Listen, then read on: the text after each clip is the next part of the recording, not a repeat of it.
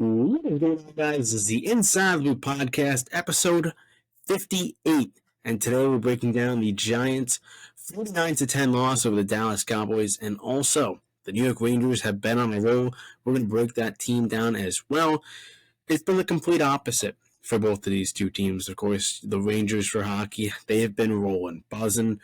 Really good start to their season. But the Giants were the complete opposite. They have been horrific, and this is kind of a team where we thought we were going to get, good production out of Jones, an improvement out of this year. But obviously, he tears his ACL in the week before this Dallas game. So bring on Tommy DeVito. And we didn't really expect much. He's playing one of the best defenses in the NFC and just the NFL as well.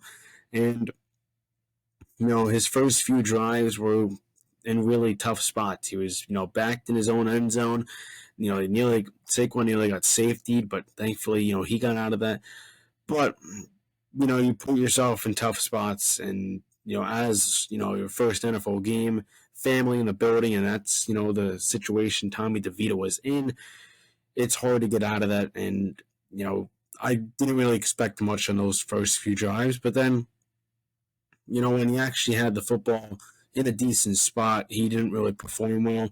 Yes, the team put up 17 points, but, I look at those 17 points, and I feel like those are 17 points that Dallas just allowed in garbage time. I don't think they were, quote-unquote real points. I think they're just points that Dallas allowed because, they're not putting their top unit out, because when they did, Tommy DeVito had no answer at all. And, Andrew Thomas came back. That was cool. He didn't really get much against Micah Parsons. That was the main matchup I wanted to see. But, Dallas isn't going to line up Parsons against Thomas because, those aren't really guaranteed wins for Parsons. When he's lined up on the other side, he's going to dominate whoever that right tackle is. And, it's a weak spot for this Giants team. This offensive line is poor. They're the worst offensive line in football. They don't block well. They don't do anything well. And, the offense doesn't put up points as well, at the bottom of the league in that category. And, you have an offensive-minded, head coach. You have, former, you have an offensive coordinator that isn't very good, coming from Buffalo, which was a pretty successful offensive team. But Mike Kafka has not been anything special.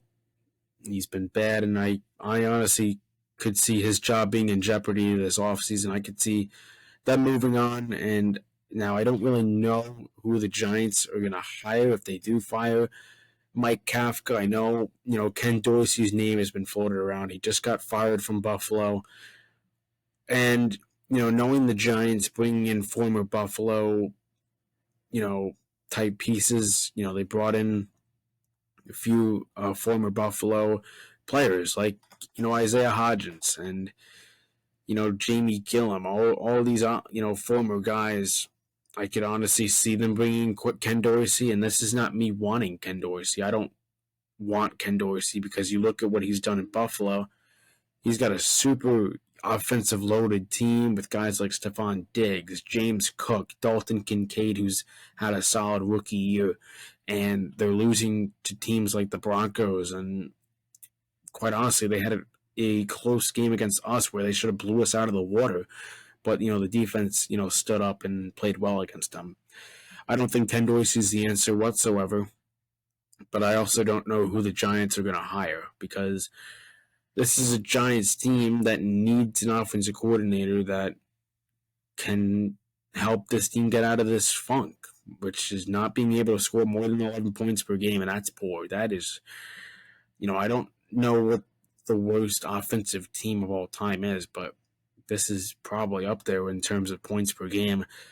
And it's weird because this is practically the same offense that was, here last year that got into the playoffs and won a game against Minnesota. But, really the only guys you added to this offensive squad was Paris Campbell, who hasn't been much.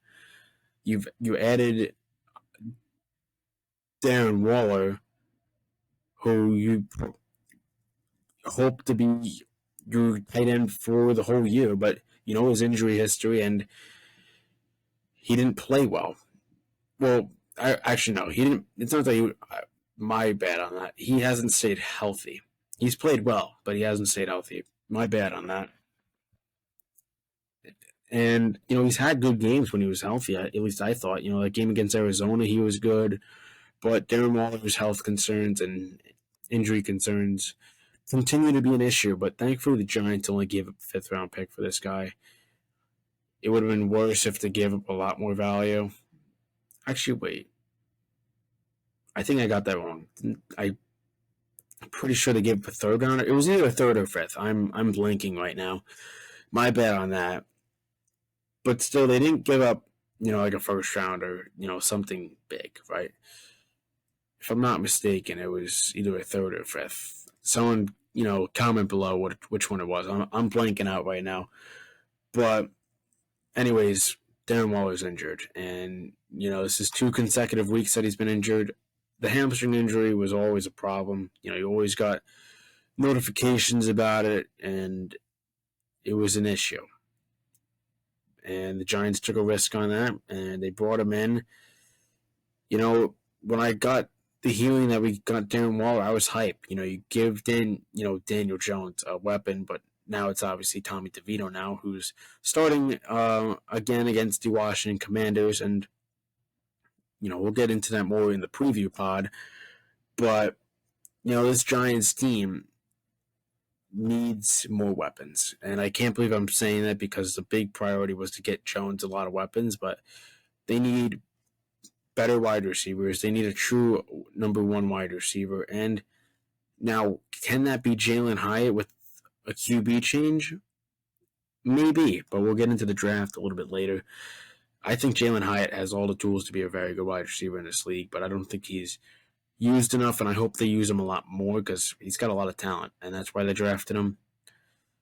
But, yeah, I mean, the Giants stink. We all know that. Tommy DeVito doesn't have the arm talent. He's bad. He threw for 86 yards in 4 quarters. That's really bad. I know he scored 2 touchdowns, but let's be real. You can't call those 2 touchdowns big-time touchdowns, right?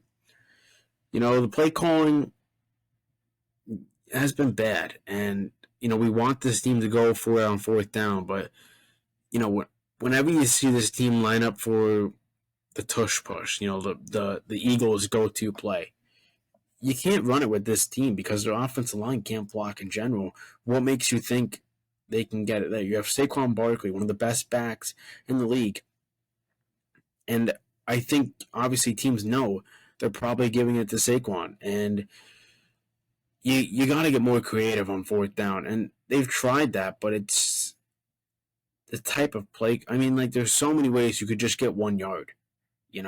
It doesn't have to be a halfback dive. It doesn't have to be, a stretch or, anything. You can get so creative on 4th down, and I just don't think they've done that. But anyways, Deonte Banks is starting to struggle over his last 4 games. His first 6 games were great. 120 yards allowed, 13 to 25 completion, 4.8 yards per attempt, and 9.2 yards per catch.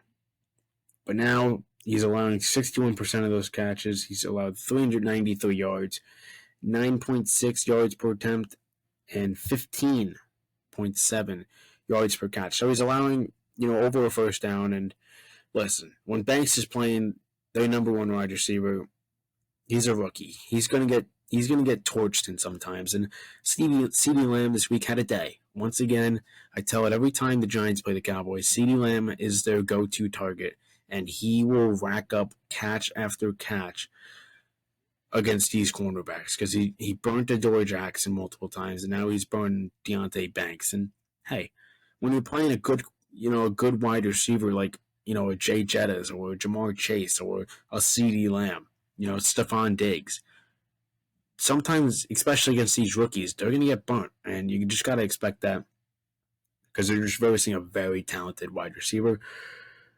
But we're going to see some rookie struggles. Obviously, those first 4 weeks we were proud of Deonte Banks, but listen, you're going to get some struggles out of the kid. It happens out of any rookie. You're not going to have you know a full season of just dominant play. Out of a rookie. I mean, that's kind of rare to see, in my opinion. You're going to have some games where they just don't have it. Happens in the league. But the Giants hold the second overall pick. Right now, if I had to make a mock draft, it's probably them taking Drake May, quarterback. And I know a lot of people don't want Drake May. They obviously want Caleb Williams. I want Caleb Williams as well. Joe Schoen has been all over him. He's been going to the games. He's been doing a lot of homework on Caleb Williams. And he's probably the unanimous number one pick. And right now, the Bears hold that. And now I don't see the Giants trading up for that one pick because it's going to cost a lot for just that one pick. And listen, I bet the Giants are going to get some calls for, the number 2 pick. If the Giants don't like Drake May, who knows? Maybe they trade down a few spots to, draft an offensive tackle like a Joe Alt or, the offensive tackle from Penn State. I can't pronounce his name, but I think we all know who I'm talking about. But I wouldn't be mad if they didn't take Drake May and they traded down to like 4 or 5 and took Joe Alt, right? Because I think Joe Alt's a very good offensive tackle, and Notre Dame has produced very good offensive tackles, so I wouldn't be mad. Joe Alt, put him on the right side. You got Andrew Thomas on the left, Joe Alt on the right, Evan Neal maybe at right guard, and then you have JMS. Maybe you have Justin Pugh at left guard. Hey, I mean, that sounds like a pretty good O-line to me. And, offensive line has been a struggle with these past, few years with this team. It needs to get fixed, and it's not a hard fix either, really. It's not like you're looking at a QB, like your franchise QB. That takes time, right? Finding the right fit. But, this Giants team, let's hope they draft well, because drafting well makes the process a whole lot easier. I say it every week. I say it every pod. I mean, it's true. Got into the play calling. Our picks. We had an anytime touchdown for Jake Ferguson. That hit. We had an anytime touchdown for Darius Slayton. That missed. Leading wide receiver yards. CeeDee Lamb got that. So, we were 2 for 2 for Dallas. I mean, that's cool, I guess. The final score is, of course, 49-17. We predicted 38-10. So, I don't think that's a bad guess. Honestly, I thought they were honestly going to put up 50 when they were up like 28-0 or whatever that score was.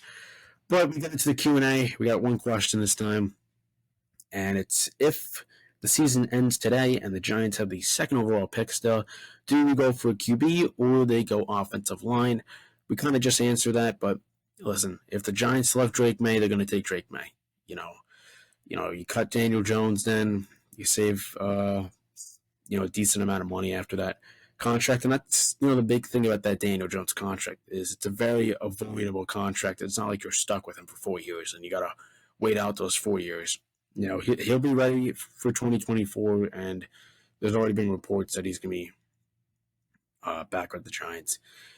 There also have been some reports, I'm not 100% sure how true these sources are, but it's saying that the Giants want to stay with Daniel Jones for, next year as their prime quarterback, and are not going to take a QB.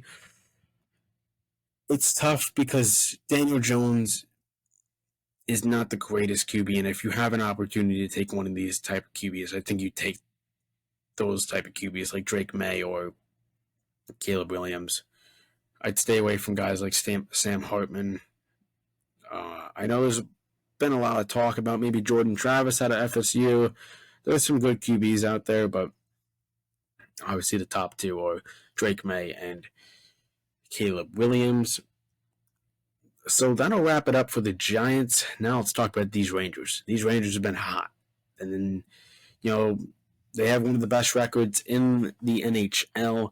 They are first in the Metropolitan Division, which is one of the toughest divisions, if not the toughest. I mean, you got Carolina, you got New Jersey, and New Jersey's, not going to lie, they've struggled, but, they're a team, they will be back. Like, they will start winning a lot of games when they get Nico Hischier back. They just put him on injury reserve.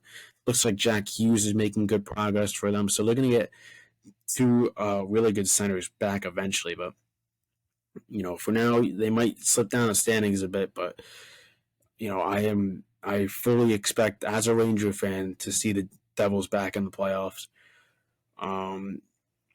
Carolina's always, a team that's going to be in the top three. They're just a really well-built team. So, those two teams are going to be back in the playoffs, I fully expect. Teams like the Islanders, they've struggled a bit. Pittsburgh's a team you kind of never can count out, but listen, it's still very early in the season. But the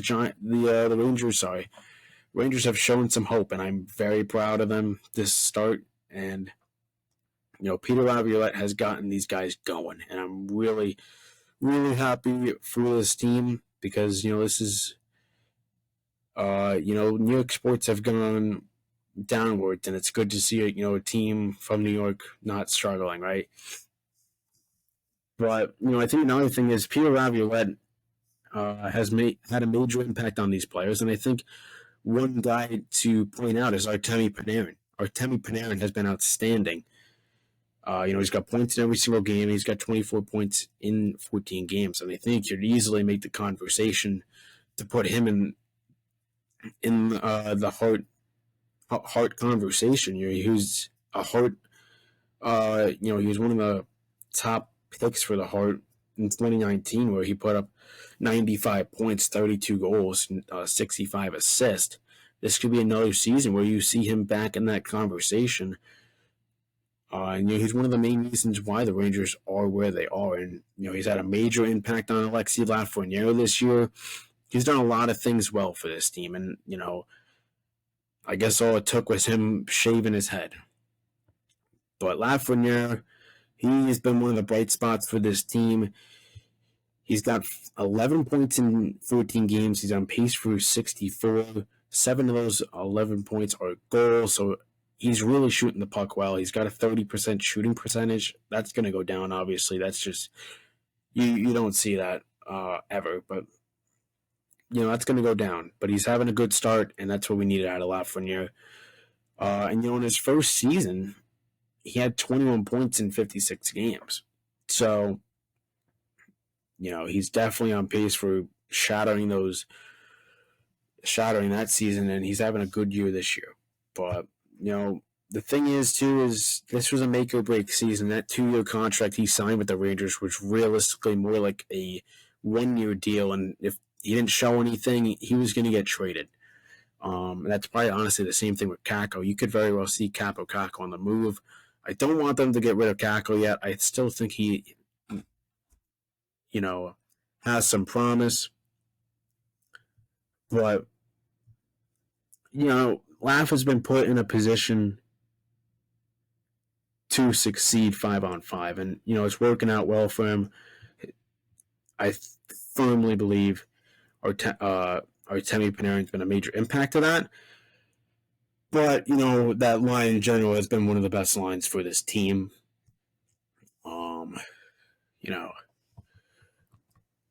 And also Vincent Trocheck has had an underrated year in my opinion. He's one of the best at winning faceoffs this year. He's at 60-something%. Amazing stuff from him. And, special teams as well, wrap up this Rangers team. It's been really good. It's over 30%. Chris Kreider's always a guy to watch out on the power play. I think one of the guys that really needs to get going is Mika Zibanejad, because once he starts to get going, it's going to be, this team's going to start putting up like 5 goals. I'm not kidding. Like, this team can put up a lot of goals, and it's a really good start that you see Lafreniere scoring. I said this before. If you get Kakko or Lafreniere going and they can, start scoring, puts a lot less pressure on guys like Mika Zibanejad, Artemi Panarin, Chris Kreider. Those are like your main scorers. Also, Ryan Lindgren looks to be back after that vicious hit by Sean Kuraly, so that's a good sign. And, even without Igor Shesterkin, this team has found ways to win in the crease. Jonathan Quick has looked great. He has not lost in regulation yet. And even Louis Domingue had a nice, start as well. Penalty kills at 86%. This is always a Rangers team that tends to rely on their power play, but if they keep playing well 5-on-5, that's amazing. And, maybe, if they keep playing well, they could run away with this division. But listen, there's a lot of hockey to be played. The Rangers have had some injuries, so you never know in this, next stretch. But anyways, this has been the Inside Loop Podcast, episode 58. We broke down the Giants' 49-10 loss over the Dallas Cowboys. They take on the Washington Commanders next. And the New York Rangers, of course, they're hot streak right now, and they have played amazing hockey. They're taking on the New Jersey Devils this weekend on Saturday. Of course, hit that subscribe button, hit that like button, and turn that notification bell on so you never miss an episode. I'll see you guys in the next one. Peace.